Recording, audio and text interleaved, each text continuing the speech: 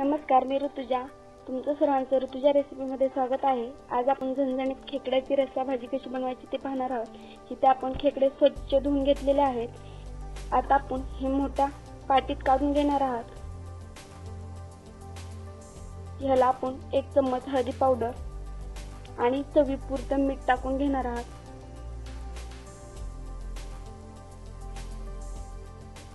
आणि हाताच्या सहाय्याने हे सर्व मिक्स करून घेणार आहोत.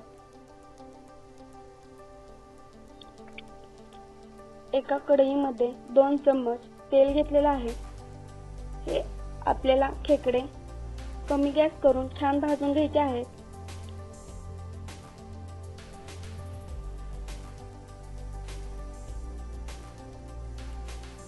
त्याला हलवत राहायचं, नाही हलवल्यास खालच्या बाजूने करपू शकतात.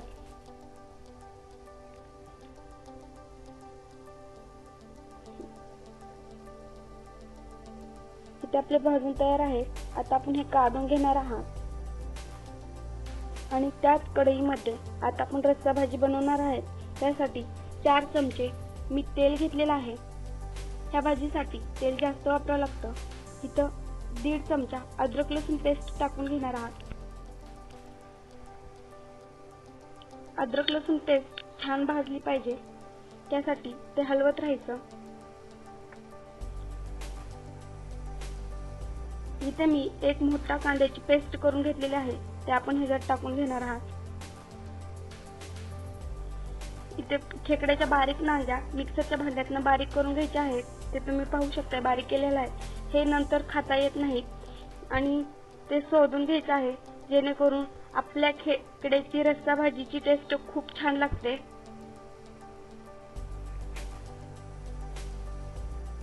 अशा प्रकारे ते शोधून घ्यायचं.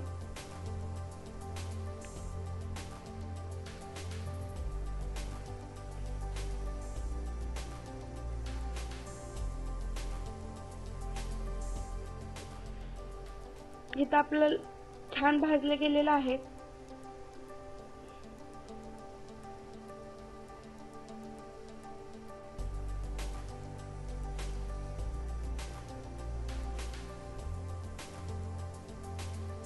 तुम्ही पाहू शकता कांद्याचा कलर किती छान चेंज झालेला आहे. ह्याच्यात आपण खोबरं, 2-3 मिरच्या आणि डाळ घेतलेली आहे, चणा डाळ. ते आपण ह्यात टाकून घेतलेलं आहे आणि मिक्स करून घेत. तुम्ही पाहू शकता आपला मसाला किती छान भाजलेला आहे. मसाल्याने असं तेल सोडलं पाहिजे, असाच भाजायचा. इथं घरी बनवलेलं काळं तिखट मी 2 चमचे वापरणार आहे. तुम्ही तुमच्या आवडीनुसार वापरू शकताय. धनेपूड,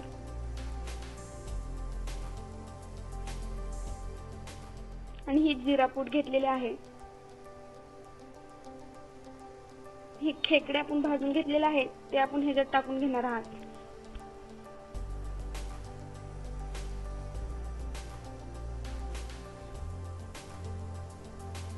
उलटण्याच्या सहाय्याने मिक्स करून ते आपण गाळून घेतलेली पेस्ट ह्यात टाकून घेणार आहात. ह्या पेस्टने भाजीला खरंच खूप छान टेस्ट येते. आणि इथं गरम पाणी ओतणार आहे. तुम्हाला जेवढा रस्सा पाहिजे त्यानुसार तुम्ही पाणी ओतू शकता. इथली आपली खेकडा भाजी तयार आहे. घरी नक्की ट्राय करा आणि कशी झाली कमेंट करून सांगायला